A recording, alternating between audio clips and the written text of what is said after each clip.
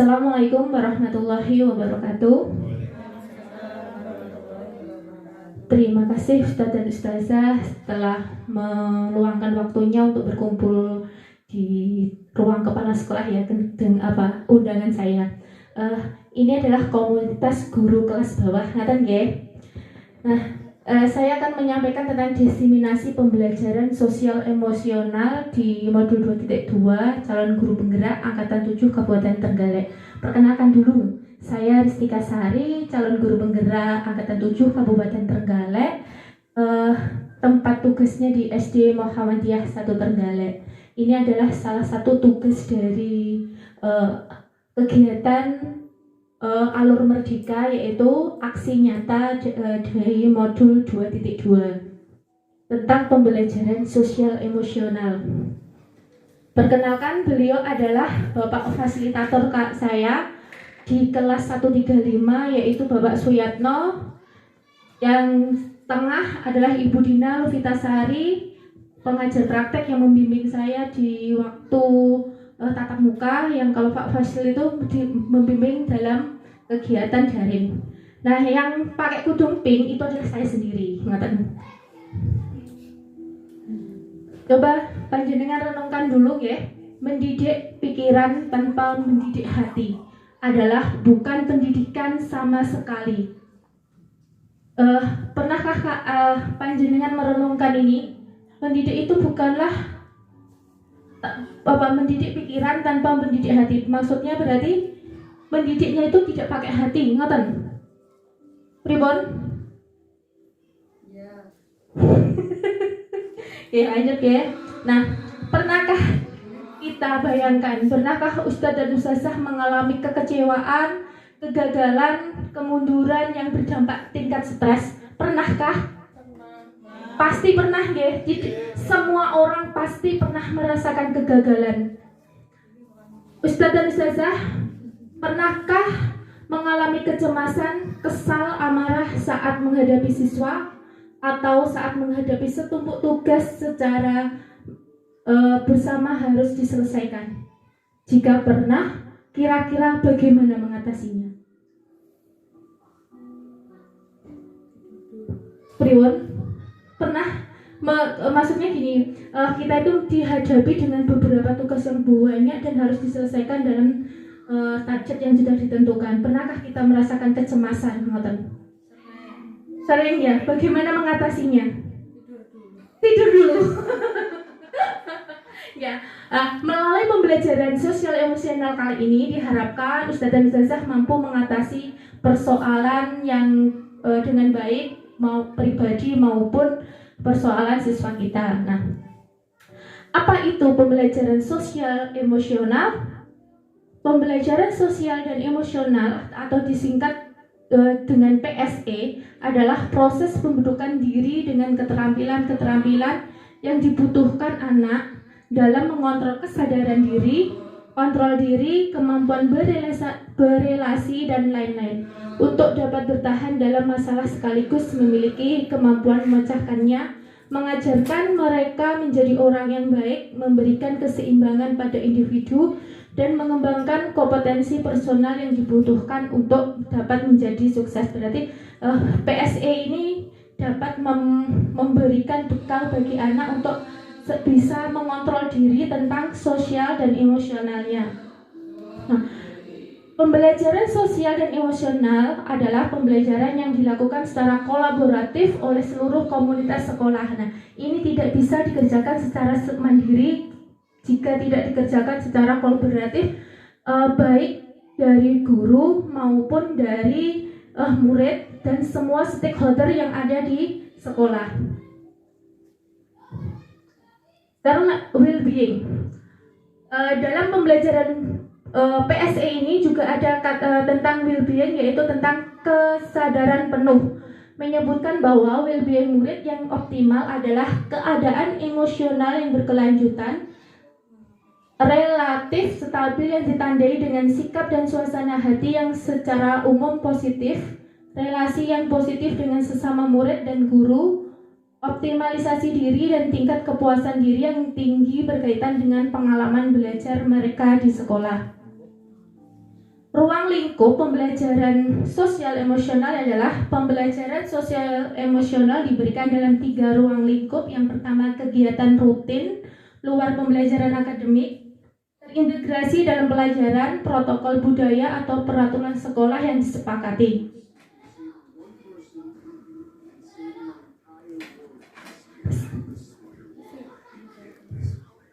Nah, berikut adalah 5 kompetensi pembelajaran sosial emosional. Yang pertama, kesadaran diri. Kesadaran diri merupakan kemampuan untuk memahami perasaan, emosi, dan nilai-nilai diri sendiri dan bagaimana pengaruhnya pada perilaku diri dalam berbagai situasi dan konteks kehidupan. Yang kedua yaitu manajemen diri. Manajemen diri merupakan kemampuan untuk mengelola emosi, pikiran, dan perilaku diri secara efektif dalam berbagai situasi dan untuk mencapai tujuan aspirasi.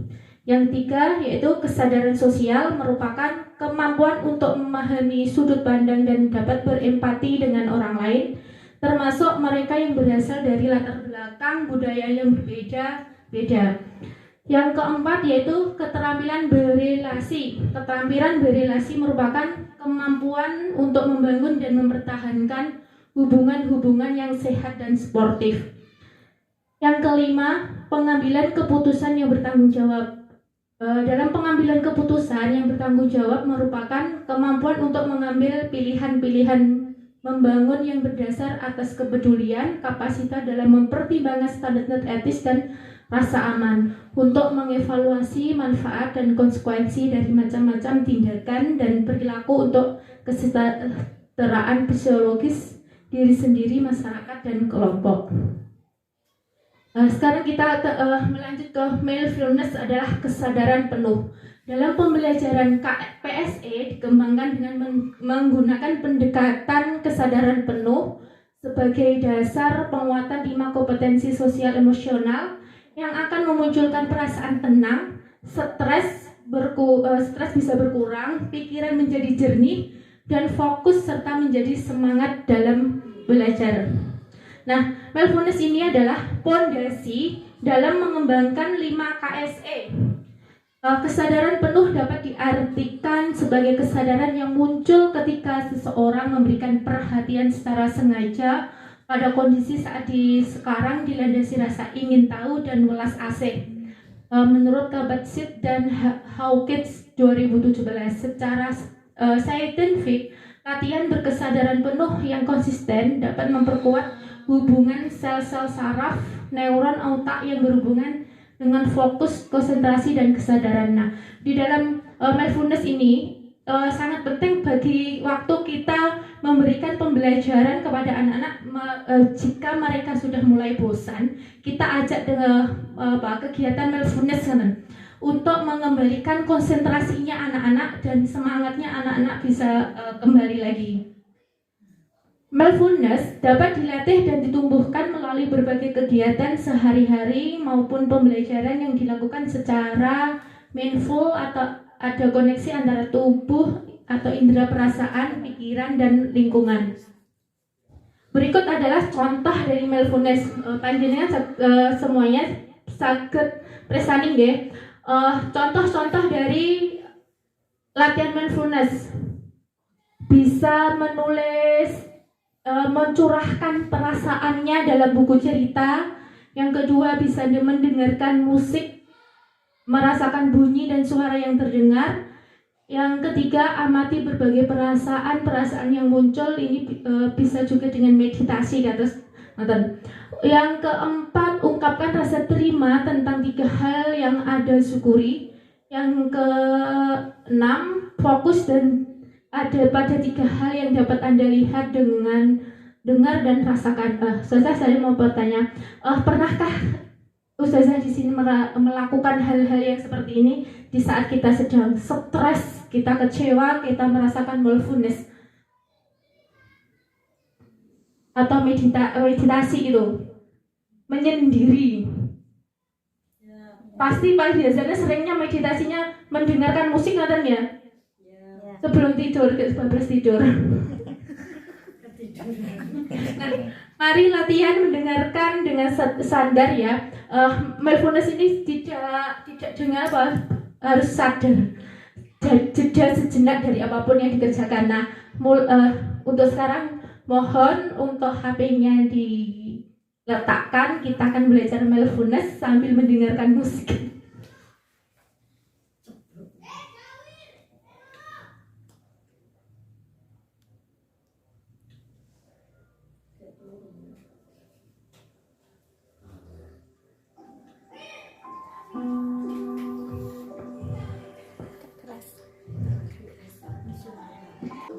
Jeda sejenak apapun yang dikerjakan, duduklah dengan nyaman, tegak, tidak membungkuk, bahu tetap rileks. Kedua tangan diletakkan di bangkuan atau di atas meja.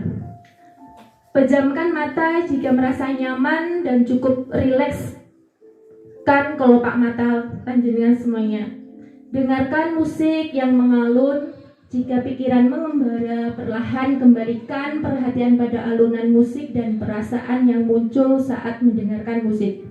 Panjenengan semua dengarkan musiknya dan rasakan setiap alunannya. Apa yang panjenengan rasakan saat melakukan kegiatan mindfulness ini? Bayangkan panjenengan semua berada di pinggir sungai yang airnya jernih, tenang, tidak ada riuh pikuh yang menghantui kita. Hilangkan beban yang ada di pundak panjenengan semua. Lakukan secara rileks dan rileks. Bayangkan beban yang berat. Hilangkan semua beban yang ada di pikiran panjenengan semuanya. Lakukan secara rileks dan rileks. Tarik nafas, buang nafas. Tarik nafas, buang nafas. Tarik nafas lewat hidung, keluarkan perlahan-lahan.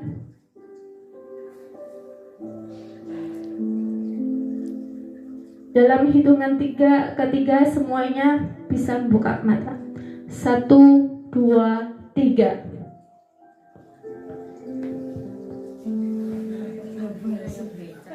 Bagaimana? Kebablasan? Kebablasan tidur?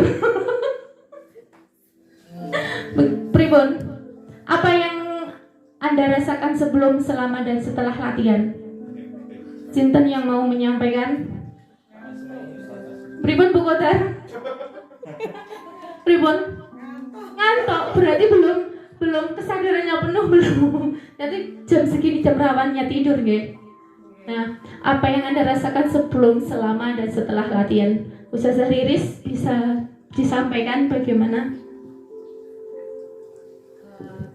Lebih tenang, terus lebih rileks, jadi lebih santai ya Ustazah ya. Mungkin karena lagunya, terus kan mendayu-dayu gitu kayak dilelo-lelo, jadi lebih santai, kayak mau tidur gitu.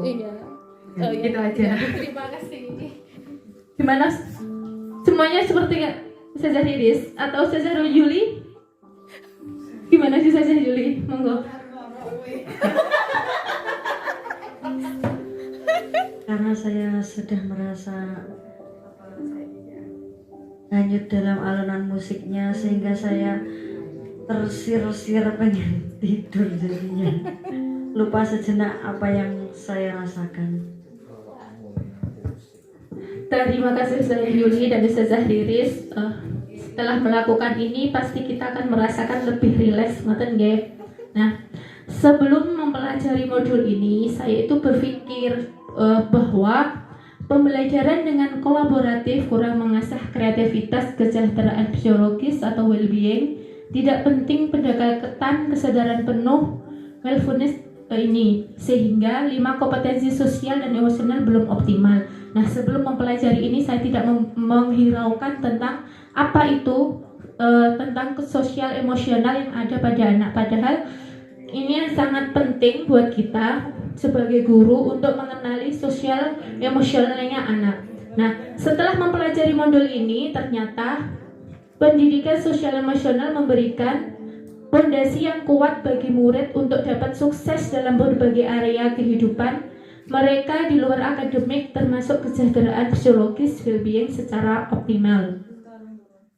Nah, dalam meningkatkan kompetensi akademik maupun kesejahteraan psikologis well-being, yang pertama yaitu penciptaan lingkungan belajar yang tepat serta terkoordinasi untuk meningkatkan pembelajaran akademik, sosial, dan emosional semua murid.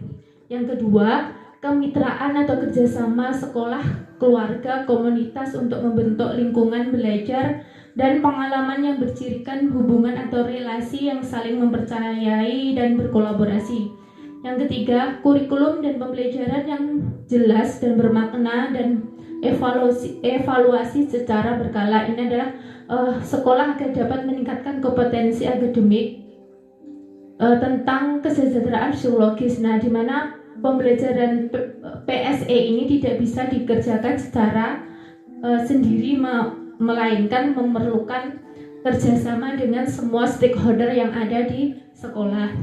Nah, penerapan di kelas dan di sekolah. Untuk murid, pembelajaran berpihak pada murid dengan menggunakan pendekatan kesadaran penuh atau mindfulness sebagai dasar penguatan 5 kompetensi sosial emosional yang akan memunculkan perasaan tenang, stres berkurang, pikiran menjadi jernih dan fokus serta menjadi semangat dalam belajar. Itu untuk murid. Kalau untuk rekan sejawat, bersama teman sejawat membentuk komunitas belajar dan pengalaman yang bercirikan hubungan relasi yang saling mempercayai dan berkolaborasi dalam penguatan 5 kompetensi sosial emosional. Nah, ini adalah refleksi dari kegiatan di modul 2.2 yang saya ikuti di Guru Penggerak untuk murid dan untuk guru serta sekolah. Nah, dalam untuk murid dan guru ini tujuannya sama, yaitu untuk profil pelajar Pancasila. Demikian yang bisa saya sampaikan. Terima kasih. Salam Guru Penggerak, tergerak, bergerak dan menggerakkan. Nah, sebelum saya tutup, mungkin dari Ustadz dan Ustazah ada yang disampaikan? Ada yang mau dari penjelasan saya tadi, dari pemaparan saya, ada yang mau ditanyakan? Oh ya, terima kasih.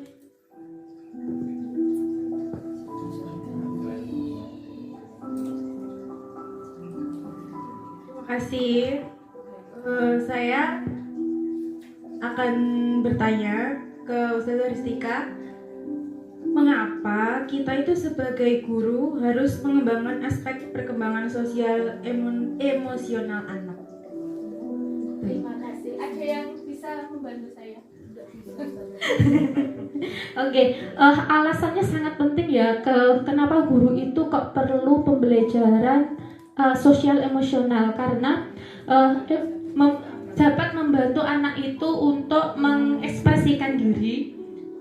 Anak-anak yang cenderung takut ataupun anak yang bicaranya kurang berani, maka dengan pembelajaran PSE ini bisa kita terapkan di kelas kita untuk anak-anak itu dari hal yang kecil itu biar bisa berani untuk mengutarakan apa yang ingin mereka utarakan gitu loh. Maksudnya dari PSE ini untuk mengembangkan anak-anak itu untuk bisa mengidentifikasi dulu bagaimana tentang emosionalnya dulu. Nah, dari emosional itu kita sebagai guru juga harus tahu tentang kesadarannya anak itu seperti apa. Gimana Ustazah April? Oh ya, terima kasih Ustazah Zazah. Mungkin ada yang ditanyakan? Oke, terima kasih atas waktunya yang telah diberikan ini. Mohon maaf telah mengganggu kegiatan panjenengan semuanya. Saya akhiri dulu. Wassalamualaikum warahmatullahi wabarakatuh. Waalaikumsalam warahmatullahi wabarakatuh.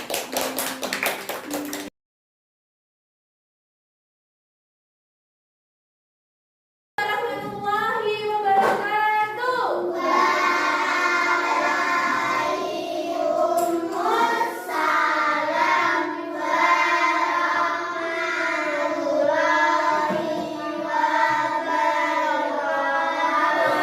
Bagaimana kabarnya pagi hari ini? Aku senang hidup sehat bahagia. Aku senang hidup sehat bahagia.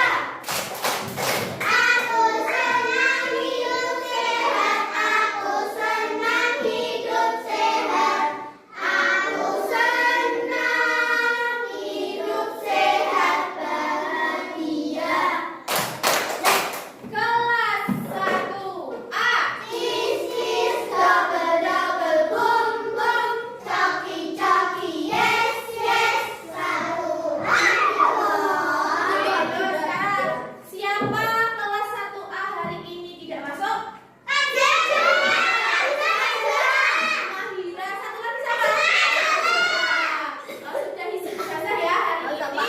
Mbak Nazla, Mbak Kansa, sama Mbak Mahira sakit. Semoga diberi kesehatan supaya bisa masuk lagi kita belajar bersama. Oke, yuk. Sekarang berdiri dulu semuanya. Lagi. Cari tempat yang nyaman ya. Masih ingat senam otak yang kemarin?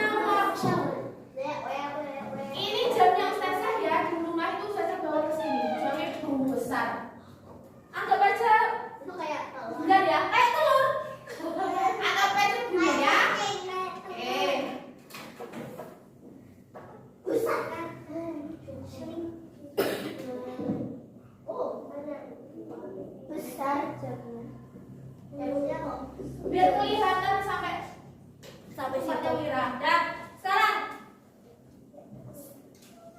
kita kemarin sudah mengenal waktu. Ada jarum panjang, ada jarum pendek. Jarum panjang menunjukkan menit. Jarum pendek menunjukkan jam. Berarti kalau ini sekarang jam berapa di Ustazah itu? Jam 3. Tulisnya bagaimana? 00.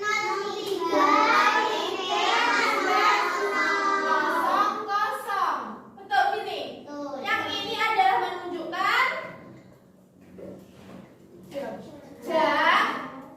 Yang ini menit. Kalau tulis jam harus dipisah ya, harus ada angkanya titik ini untuk mengetahui mana jam, mana yang menunjukkan menit. Nah, sekarang kita akan belajar, tujuan pembelajaran hari ini kita akan belajar mengetahui lamanya waktu kegiatan. Lamanya sewaktu-waktu kegiatan. Misalnya gini. Nanti kalian Ustazah kasihkan gambar, Ustazah tampilkan gambar di TV ya. Nanti kalian amati. Contohnya gini. Tadi pagi kegiatannya apa setelah bangun tidur? Makan sahur. Nah, makan sahur. Setelah makan sahur ngapain? Sholat apa? Sholat subuh. Nah, dari makan sahur dan sholat subuh lebih lama mana kegiatan itu? Lebih lama? Sholat. Nah, nanti kalian nggak bisa mengamati gambar. Nanti kalian tentukan mana kegiatan yang lebih cepat atau lebih lama. Oke, siap? Are you ready? Yes, I am ready. Oke, masih semangat kan? Masih. Tangan. Belajar. Seperti kalian sekarang ini ya, kegiatan kalian sedang belajar. Terus yang sebelah kiri mencuci tangan apa piring itu? Piring. Ya. Kelihatan enggak? Nah, gambar yang pertama adalah belajar. Gambar yang kedua mencuci piring. Coba kalian perhatikan kegiatan ini mana yang membutuhkan waktu lebih lama? Belajar. Pinter sekali. Lanjut. Nah, itu Tioni mandi tadi pagi. Ya.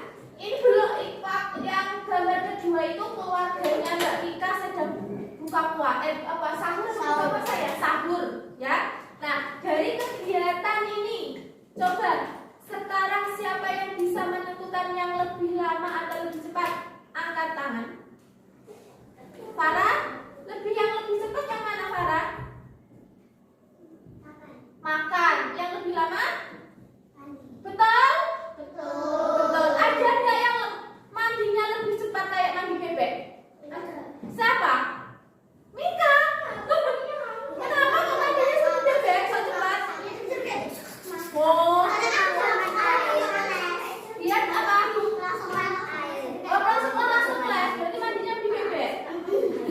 Terus yang dipakainya palingnya biar banyak. Iya. Dan ini ya. Yuk, bentar yang ditanya yang dijawab Mbak Farah. Kalau kegiatan yang pertama itu lebih cepat atau lebih lama tadi? Mbak Farah tadi yang mandi lebih lama lebih cepat. Farah, lebih lama lebih cepat tadi yang mandi? Lama. Yang lebih cepat tadi Mika, soalnya mandinya mandi bebek ya. Lanjut. Nah, ini adalah gambarnya Ringgit lagi sikat gigi. Sebelum tidur, Ringgit itu sikat gigi biar giginya terawat, biar tidak berlubang. Nah, yang kedua yaitu Ringgitnya langsung tidur setelah sikat gigi. Coba sekarang waktu yang dibutuhkan yang lebih cepat yang mana? Sikat gigi. Saya belum mau tunjuk. Aktar. Sikat gigi kakinya, yuk diturunkan. Nah, sikat gigi berarti lebih cepat daripada tidur. Nah, tidurnya itu kan ada gambar jam kan? Kelihatan benda jam yang mana? Oh, kelihatan jam berapa? Jam 9. Jarum panjang menunjukkan angka 12. Jarum pendek menunjukkan 9. Oke.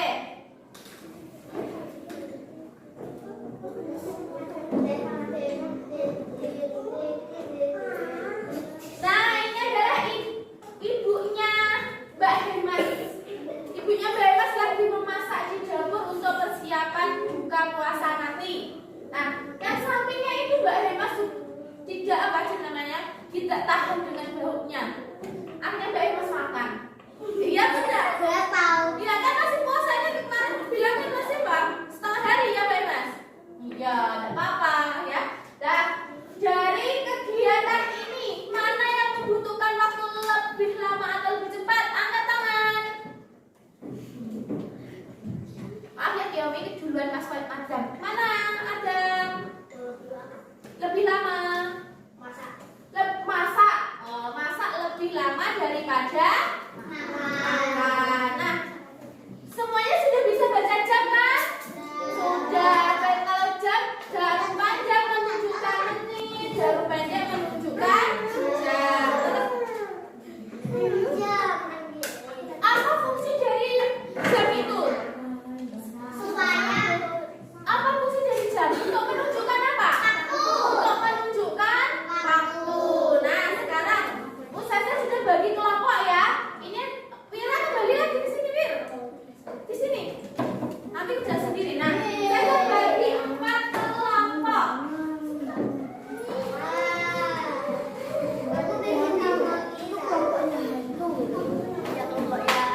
Ini kelompok 1. Kelompok 2.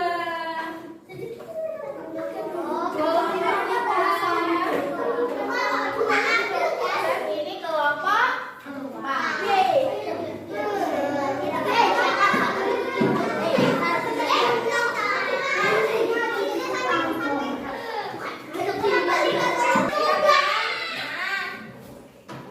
Nanti setiap kelompok dapat kamera roll, oke?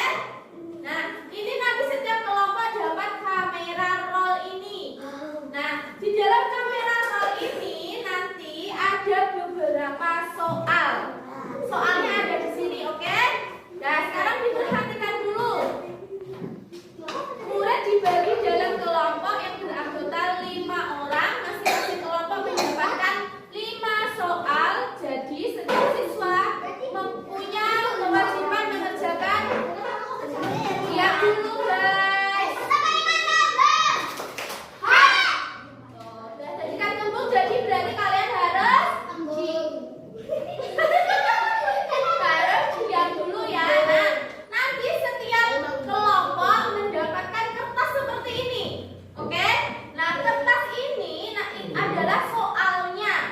Setiap anggota mendapatkan 1. Berarti anggotanya kan 5 ya. Berarti mendapatkan 1 soal. Nah, kalau ini 4 berarti nanti ada 2 orang yang mengerjakannya ya. Nah, setiap kertas ini nanti belakangnya sini dikasih halo, urusin nanti dulu. Setiap di kertas belakangnya nanti kalian susun ya. Kalian sudah meneruskan lagi. Setelah itu murid mengurutkan soal dan menempelkan ke dalam roll film karena masing-masing kotak berisi soal dan jawaban mereka. Tidak boleh terbalik urutan saat meletakkan roll film. Nah, ini belum urut. Ya, lanjut. Setelah urut, jawaban dari soal terakhir ditulis di lingkaran yang ada di gambar popcorn. Masing-masing anggota kelompok wajib memastikan anggota kelompoknya bisa menjawabnya. Berarti kalian harus berdiskusi sama teman sekelompoknya. Nanti lek kerja sendiri kesulitan karena manfaat dari gotong royong kan berdiskusi. Pengerjaan apa? Pekerjaan